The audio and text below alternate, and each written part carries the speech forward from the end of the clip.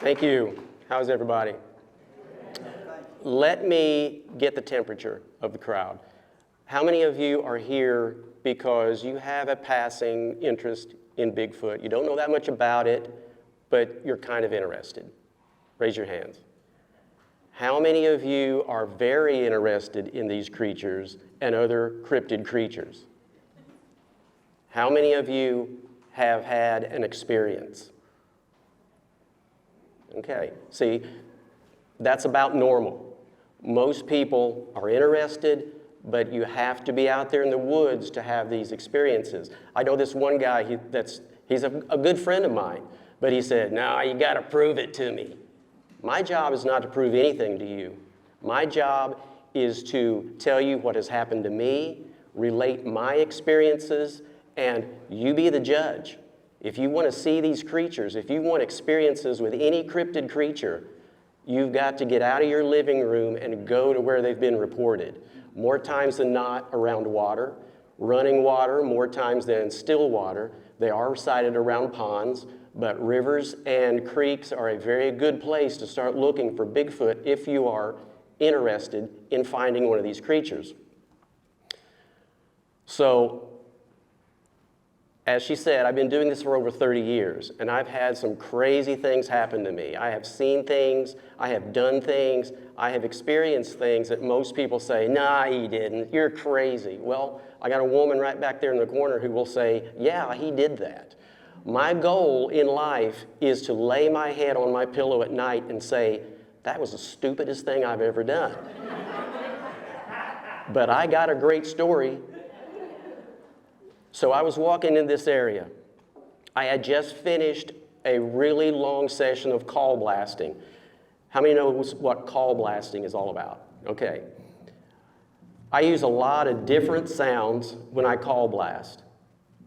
I use music. I use the music of John Anderson, who was the lead singer of Yes. I use the music of Renaissance, which was another progressive rock band of the early 70s. I use a lot of just bizarre nature sounds. I had just used, now I'm going to try to do this without turning my back on you. Pardon my back if I do.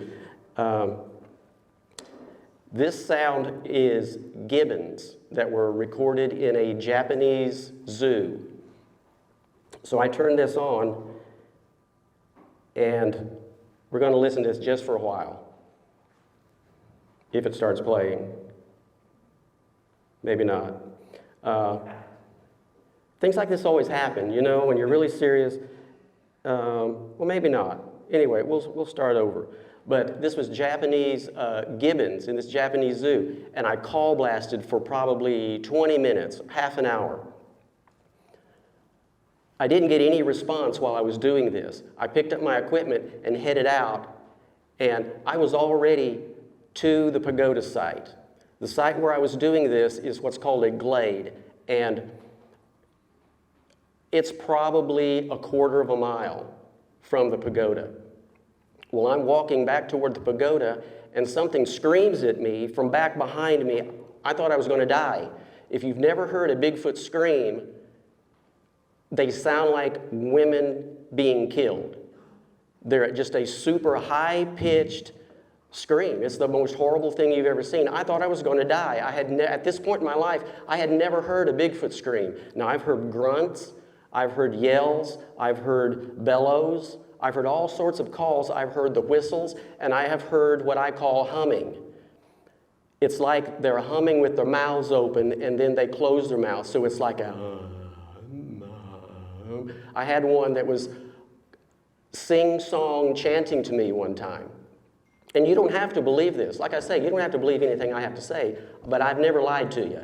So all this has happened to me. But these things were hiding, going, I've been so close to these things, I can hear them breathing.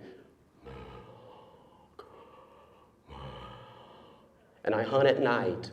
So where you're in the middle of the woods, super heavy canopy, you can't see the stars, you can't see the moon. I almost never hunt with a light. But I do carry a spotlight just in case. Well, this is where the weird part of these things occur.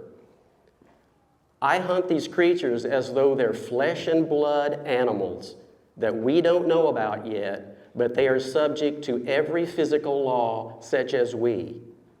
But boy, you've got that 1% that's very strange. Now the Native Americans, and you will see a buckwheat mask back there, that's a Northwest Indian buckwheat. That's their version of the Bigfoot. That is a male mask because you see the teeth. The females have pursed lips because they're called the midnight whistlers. They have a whistle sound that I'll tell you about later. So anyway, I've heard all these sounds. I had never heard a scream. Well, I'm walking along, this thing screams. I had already passed it. It didn't have to let me know that it was there. It wanted me to know it was there. Just as a kind of, yeah, I know you're here, move on kind of thing. And they will do that. They will claim their territory and try to push you out. People ask me, how do you go out at midnight in the middle of, in total darkness and not be afraid? Fear is good. Fear keeps us from doing stupid stuff.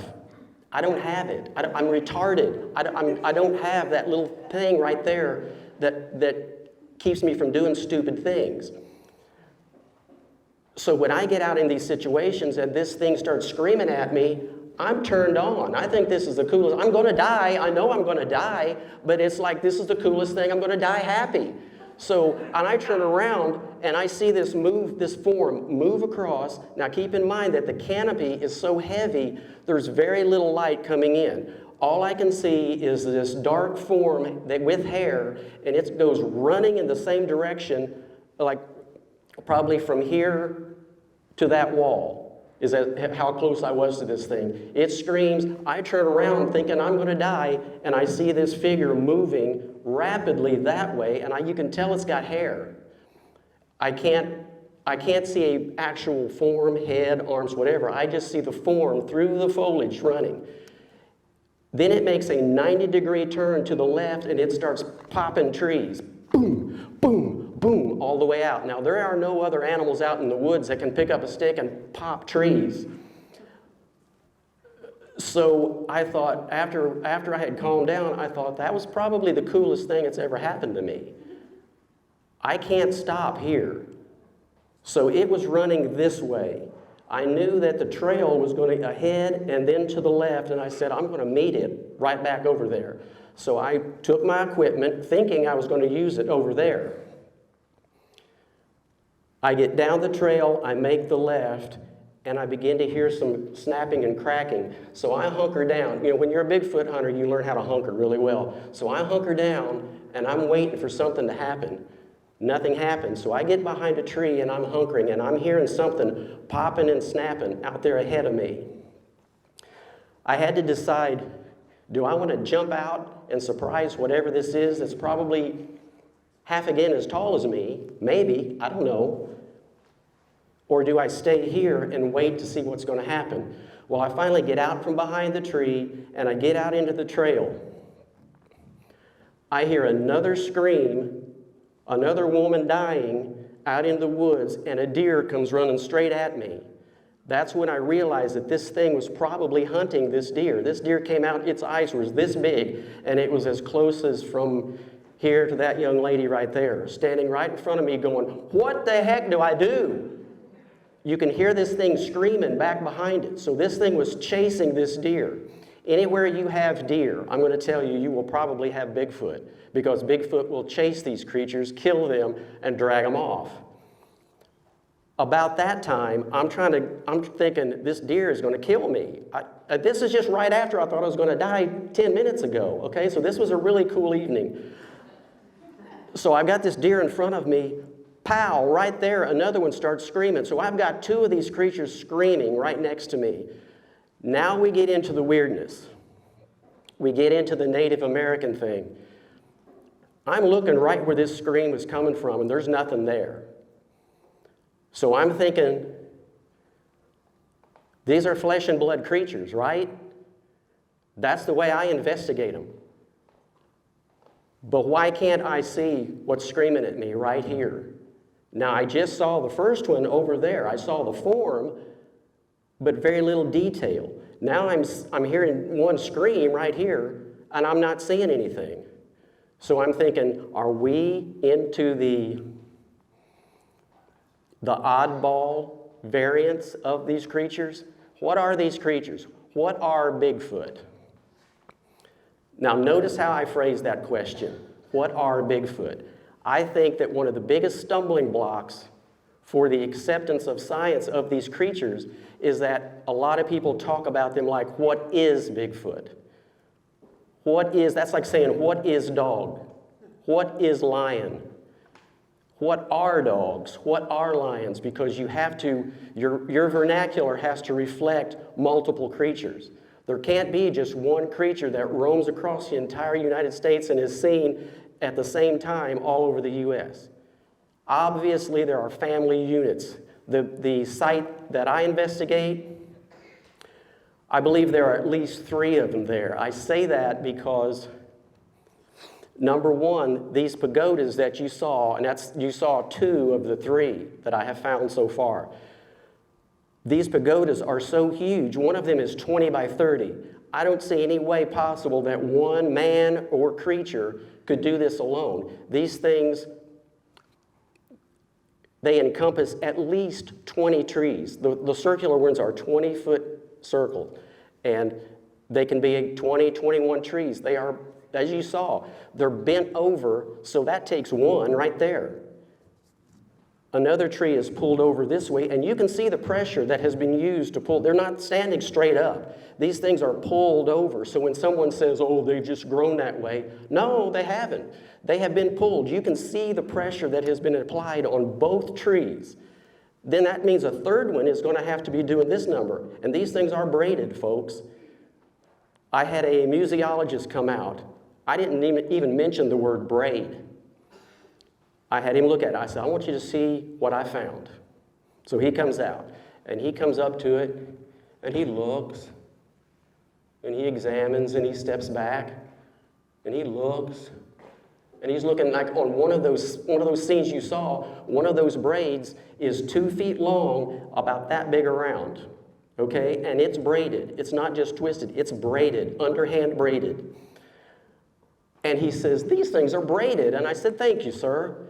I did not mention that word specifically because I didn't want to color your words. He said, no, this is braided.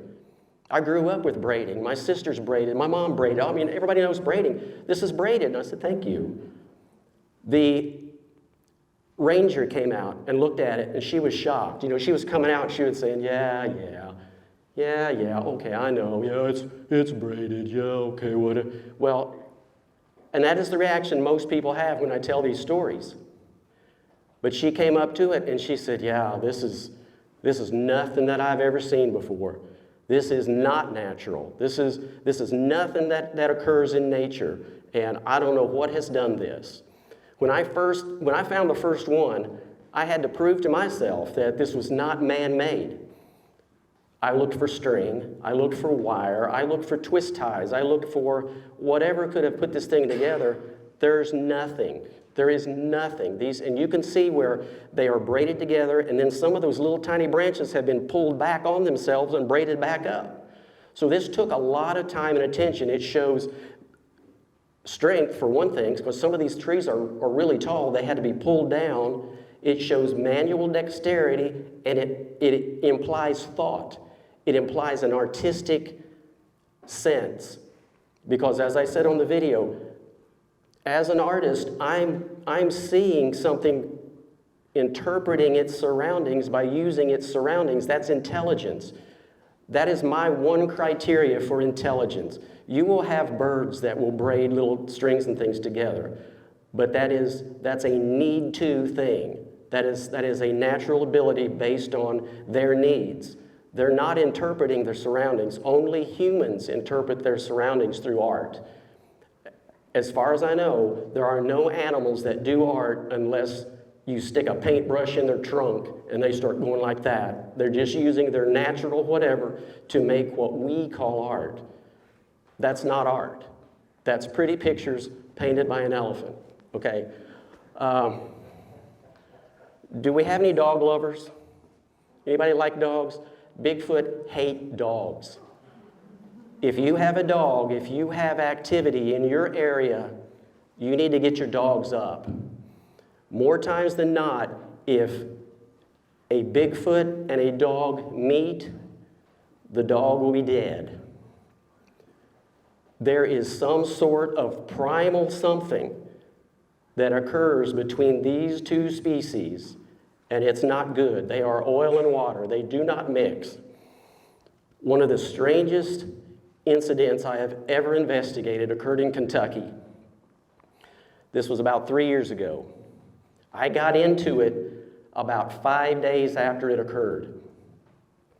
So everything was still fresh, but all of the bodies I'm going to tell you about had already been buried.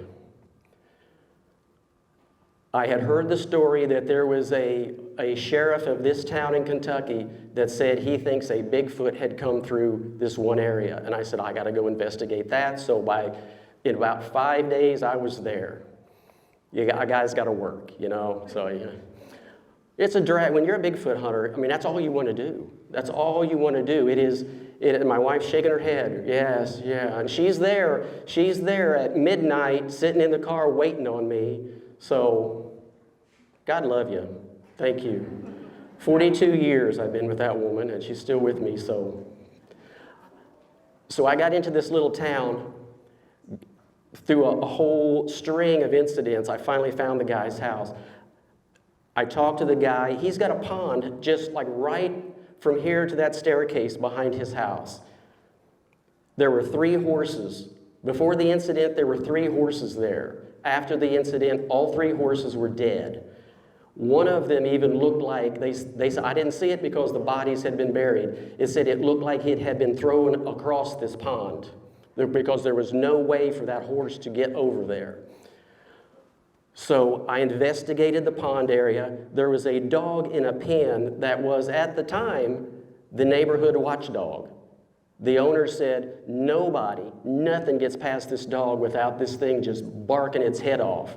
While I was there, it didn't bark one time. It stayed in its house and looked at me with Walt Disney eyes, like, oh my gosh, what? It had been frightened so badly, it refused to bark again and stayed in its house.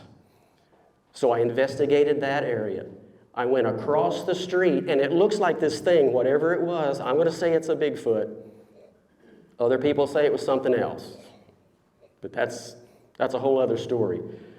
But this creature came through there, killed these 3 horses. And they said there were no claw marks on these horses. The only marks they said were on them was as if something big and thick had jammed in and pulled down.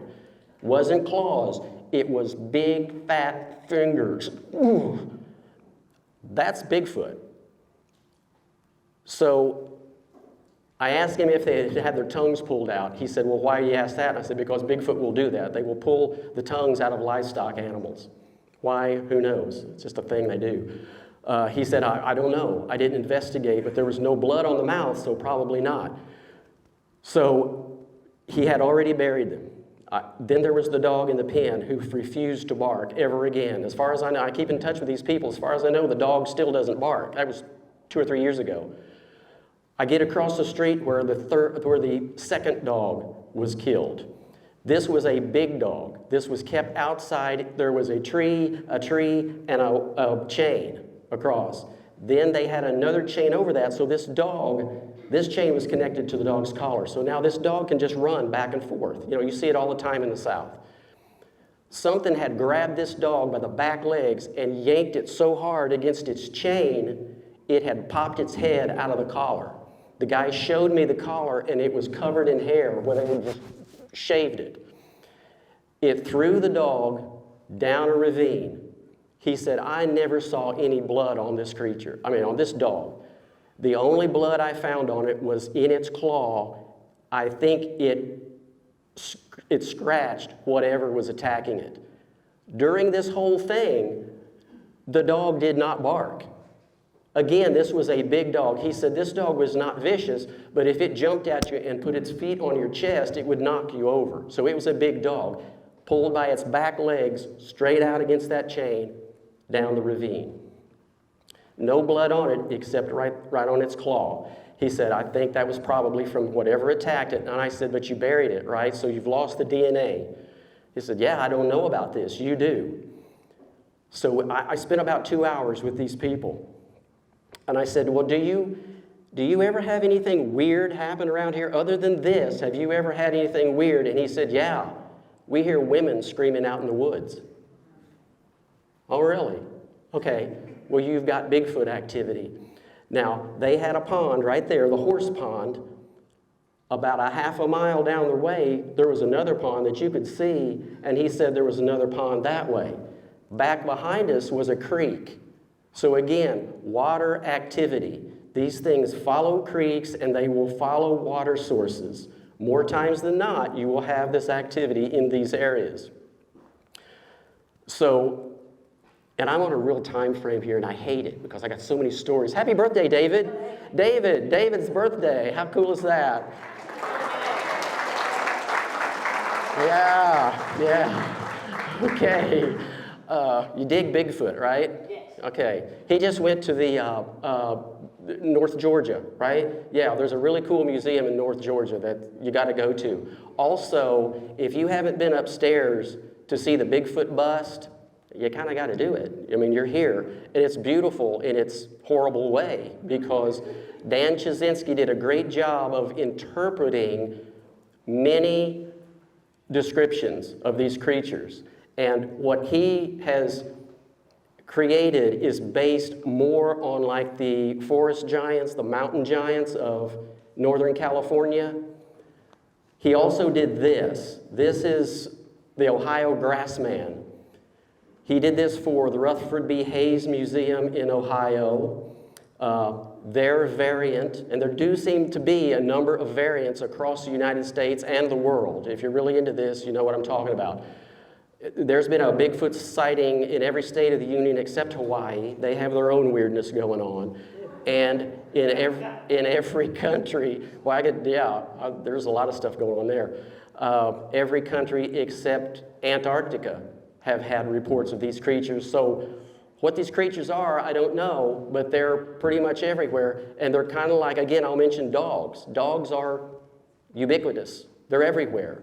And it kind of seems like Bigfoot creatures are too. Dan did a real good job on this. I asked him about the feet. They're more like orangutan feet, and he said he did that because at the time he was really into orangutans and just wanted to interpret this because sometimes people will talk about these creatures being in trees. Yeah, they will climb trees. So when you're Bigfoot hunting, don't forget to look up. See, that's the problem when you're Bigfoot hunting. You've got to be looking forward. You got to be looking behind you. You got to be looking over here, over there, and now you got to be looking up. So it's not an easy job. And I will tell you this. I'm just going to start throwing in stuff. If you're really into hunting Bigfoot, dress the same every time you go out. Why? Because these creatures seem to like familiarity. If they see you one day in a red shirt and the next day a black shirt and the next day a green shirt, to them that's three people. They don't like a lot of people coming into their area. It took me a little bit of time to get these creatures acclimatized to me at this site, but I realized I dress the same every time. I always wear my hat, I always wear my vest, usually dark underneath everything, but I know horsemen who say that their horses will shy if they wear a different hat. And the man and the horse have been connected for years, but yet it will shy if he's got a different hat on. So how could Bigfoot creatures not be the same? If I investigate them as natural creatures and animals, then I have to kind of extrapolate that they are like other animals. So why would any animal want strangers to continue to come into their areas? So if you dress the same, you will probably have better success. Learn what to look for. Once you see it, then it's in your brain, and the next time you see it, you go, wait a minute, I saw that over there. And if you see the same thing over and over, it's not coincidence. I don't believe in coincidence. I think things are there where they're supposed to be, and you are always where you need to be, and it's a big, long philosophy that you don't care about. But The tree leans that you saw, that's so common in areas. That's the first thing you can look for. If you're just bumbling through the woods and you're just kind of wanting to look for Bigfoot stuff and you see a tree lean, you can kind of go, okay, well, I'll keep looking for those. If you see another one, okay, now that's not coincidence. If you see a third one and a fourth one, then you kind of know we've got action here, people. So always look for tree leans. Now, the structures that I have found, when I found 3, and they are very unusual. You will occasionally find them in other areas. For whatever reason, my area, I call it my area, it belongs to me. This area, it is a state-owned property that almost no one goes into. You can hike there, but most people don't. Because there's lots of spiders. It is well known for its spiders, and if you don't like spiders, you don't go to this place. But while I was there, I'm really into sound. Sound and structure is my thing because it's semi-art. I kept hearing what sounded like a woodpecker. And I kept thinking, that's a woodpecker, but it's not a woodpecker. There's something different. The tone is different. If you've heard a woodpecker, you know what a woodpecker sounds like. And if it's off, you go, that's odd. But multiple times when I was out, I would hear this sound. Something's wrong. Something's not right here. Something's a little bit off, but I couldn't put my finger on it. Then one day I'm walking along, and I'd been by these 2 trees 100 times, and they were just 2 hardwood trees that were fairly close together.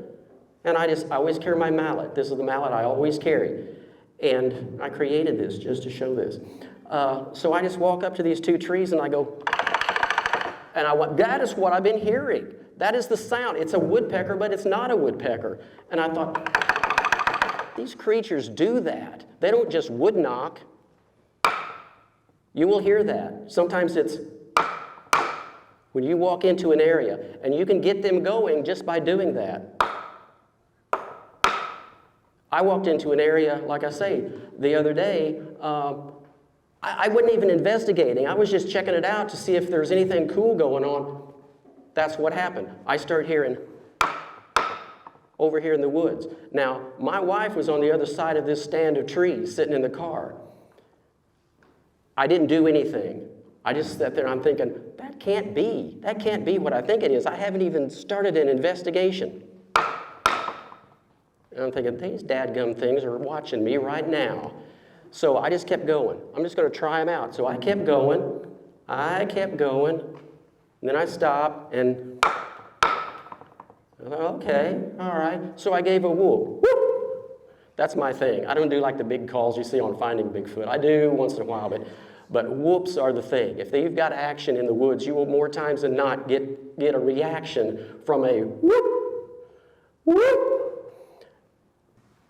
It was like a guy walking along, but it wanted me to know it was there. It was like hitting the ground. And you could almost feel it in your chest. And I thought, you want me to know you're there. So I began to do more whoops. I didn't get anything. Yeah, give me questions. I want to tell you whatever you want to know. Tell me what you know. What do you know? Okay. Yes, the Bigfoot been sighted in any other different colors than the... They range red. Young ones tend to be red, oddly enough. As they get older, you'll go through the browns. Red turns brown into blacks, and they will age like humans and gorillas. Gorillas will have a silver back. So you range red, brown, black, gray, and white even.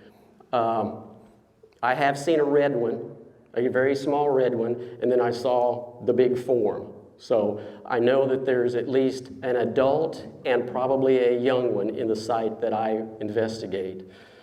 They come in all sizes, and most of that is age-related, I believe, although there could be a dwarf variant. Humans have dwarfs. I mean, most animals will have a dwarf form. They can't reproduce necessarily, and it could be an aberration, but there are dwarf forms of a lot of different animals. So to say that there are no dwarf forms of Bigfoot creatures, We don't know. And I'm not afraid to tell you, I don't know. There's a lot about this that if we won't know until we get one or more of these creatures into a situation where we can monitor them 24 hours a day. And even then we won't know anything because everything we're learning is forced behavior. It's just like a zoo. What we learn in zoos is not necessarily natural. It's what these animals are doing in captivity. So there's always that question. Yes? You mentioned earlier that you could not see the creature screaming at you. Right. How do you feel about people trying to say they're shapeshifters or, that they can go through portals and all that? Right, the fringe stuff. I try to stay away from that because, like I say, I'm investigating flesh and blood creatures, but if the Native Americans for hundreds of years have said these are shape-shifting, dimension-jumping spirit beings, I got one screaming right here. I got one breathing right next to me, and there's nothing there. So are there multiple things going on? Some people say yeah. Some people say that there are. Now, I'm just going to tell you what they say. I'm not saying I believe it. I'm just saying there's room out there for everything, and unless we just throw everything on the table and prove it right or wrong, then we won't learn anything. So their theories are these are earthly creatures that are subject to every physical law that we are. But there are the shapeshifters that may be spirit beings that have always been here that we don't have the ability to see. They can see us, but we can't see them. There's also the theory that all of these things could be extraterrestrial, that some other planet, some other world saw that we had Bigfoot creatures. They had hairy giants, so they dropped some of these things off as guinea pigs to test our atmosphere, to test if they could live under our gravitational forces. That's why many times when you have a UFO observation, you have a Bigfoot incident. This is what I call tag-alongs. You don't investigate Bigfoot for very long until you start experiencing tag-alongs. That's the way it is with all cryptids. You might be investigating Loch Ness monsters or lake monsters or river monsters and end up finding a Bigfoot. Or you may be watching for UFOs and have a ghost experience. Or you may be shooting orbs in wherever, a historic battlefield, and have a lake monster incident. These things, it's almost like all of this bizarre activity gathers together many times in certain places. I don't know. But I have experienced a lot of crazy stuff, and I don't throw anything out. I know what I investigate, and again, I'm not here to say I know it all. I don't know anything. But yes, sir. Where would just a speculation? Where would you think that they make their? I hate to say homes, but do they live like underground? I think they're nomadic. I think that they're. Think about bear. Bear are opportunistic. They can sleep on the ground, they can sleep in a tree, they don't need shelter, although they do make shelters. Generally, the teepee style of structure is what they make, and it's just dead wood, imported wood, leaned up in ways that it looks like a teepee. And sometimes they'll make blinds, and it's just a big pile of trees, and you will know what's natural and what's man-made. When you go out into the woods, it doesn't take a whole lot of sense to go, well, that's not natural. But we try to convince ourselves we know. We want our world to be explained, just cut and dry, just explain on. And so we're going to explain it every way we can, even though in the back of our mind we go, that's stupid. That is so stupid. But most people are like that. Most people aren't like, and I'm going to assume that most of you folks are a little bit open-minded, that you're willing to think outside the box. And I applaud you for that. The fact that you're here tells me that you're a little bit smarter than that guy who's not. So pat yourselves on the back, Yes, ma'am. Why do you think they would Maybe the horses for sure. Horses, I have thought about that. I don't know the answer to that, but if that was their pond, if they all of a sudden said, this is my pond, they do whatever it takes to get those out of there. It may have been claiming territory. Even though it was theirs for so long, this may be a nomadic creature that just came into the area and said, I'm claiming that pond as mine. Boom, okay? So they will do that. They love claiming area, and I have had them do what's called crash responses. They pretty much know me now. They watched me from day one. I will guarantee you that. They knew I was there long before I knew they were there, okay? So they're used to me, and if they come in and they're not used to something, they will want to get you out, but they will do crash responses, and it sounds like something just, it's ripping down a tree, just, and it's like saying, gorillas do the same thing. So there's so many actions that reflect other animals, especially apes, actions. No, Bigfoot, from what I have researched over 30 plus years, they will take deer, they will take small game, they will take hogs. They will, I don't know if they will eat a cat or not. They will kill a cat. They will scare cats. I don't know of a Bigfoot creature ever being reported to have killed a cat, but they will kill dogs. They will rip the hides off of dogs. What it is, I don't know, but there's some primal thing there that, but think about it. Again, if you think of bears are opportunistic. They will eat anything. Everything from frogs and mice to berries to birds. I mean, think about all the things in nature that a large man-like creature can just reach out and grab.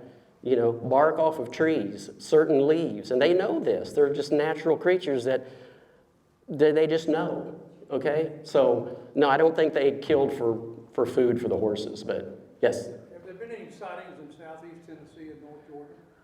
Oh yes, North Georgia, where these folks just came from, that great, I think it's called Expedition Bigfoot Museum.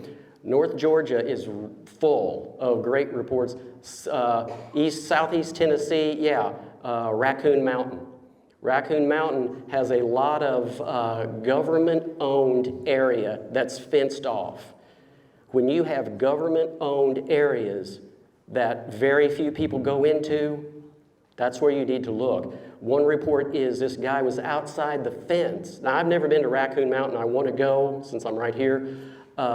But he said it's full of these fenced-off areas that you can't get to, but you can stand, and he said there was this one mountainside that had a cave, and he said he actually watched these things crawl up the mountainside and go into the cave. So, now whether the government knows this, that's a whole other conspiracy theory. You know, I tell you what, there are so many things, but hey, just because it's a conspiracy theory doesn't mean it's not true. That's the thing. Just because you think the people are out to get you doesn't mean that they're not, you know? So, yeah, this, like I say, if you get a satellite image of this area and you see where the roads go and you see the vast areas of untouched woods, you got to say, yeah, there's something out there. And you had a question? Yeah, I was going to piggyback off that as far as understanding the migration patterns of the Southeast. Like, have you been able to sort of... Yeah, I think that's kind of what goes on in my site outside of Nashville. It's about 40 miles outside of Nashville. I think because it is state-owned and very few people are there, they see this as a sanctuary. They don't have to worry about people. But obviously, when food sources go down during the winter, they have to move somewhere else. I have found I have not gotten much response during winter months, and I've been out there I was there for like at least once a week for over a year, sometimes twice a week. And in the colder winter months, do they hibernate? I don't know. There's a lot of sinkholes around there, and some people think that they actually can go into sinkholes. I didn't find any evidence of that, but they definitely migrate. If they devastate an area, if they have eaten every possible bug and worm and lizard and berry, They got to go somewhere else, especially if you're feeding 3 or more. There are researchers who have actually tried to map movement by checking reports, and they have had some success. Whether I believe it's exactly what they say, I don't necessarily, but a lot of what they say is that they move through Tennessee, northern Georgia, they'll go south. Now, in the south, what's weird is that you have the phenomena of skunk apes. I'm sure you've heard of those. The Fouke monster is considered a skunk ape. Well, the one that's called skunk ape in Florida. Even some of the smaller ones that have been seen in Tennessee and in this area, they seem to be smaller. We don't have in this area a lot of the mountain giants like in Washington, California, Idaho.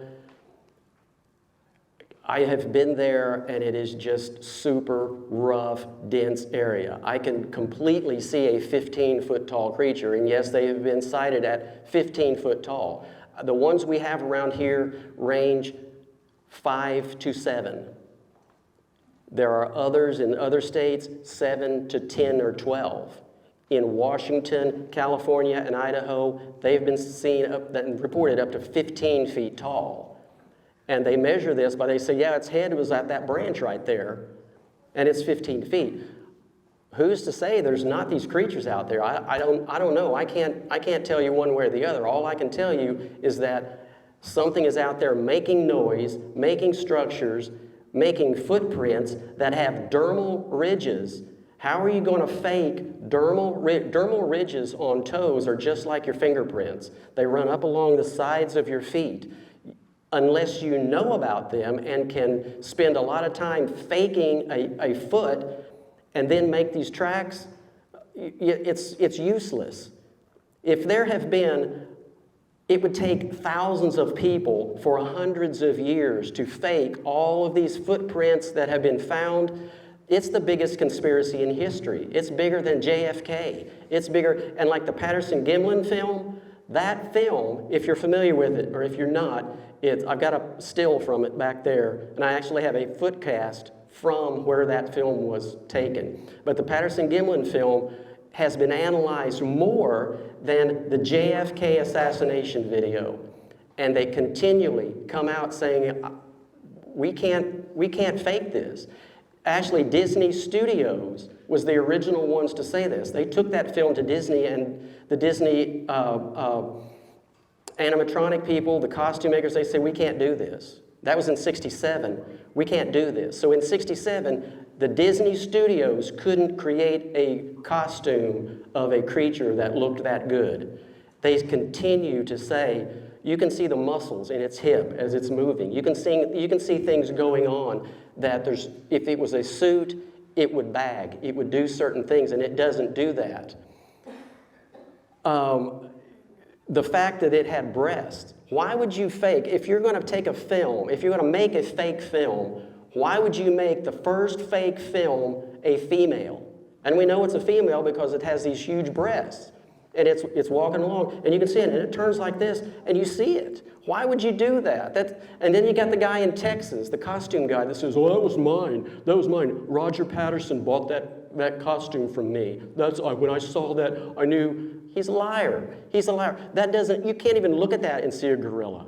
There's no way, especially the way it moves naturally. Why would you, if you're going to fake that, in 1967, why would you walk like that? Well, like Groucho Marx, that's a very natural stance for something that large with that big of a foot. You know, to walk with a foot that size, you've got to flexate. You've got to flex your legs to make that work. And so how would you know that? How would you know that? Jeff Meldrum and Grover Krantz have analyzed that film so many times, and Grover Krantz actually figured out the actual gait, how it would move its legs like this as it was walking. It would go in and out and in and out. Why would you fake that? How can you fake that? How would you know that? You wouldn't. Mr. Eller, a big round of applause. Thank you. Thank you.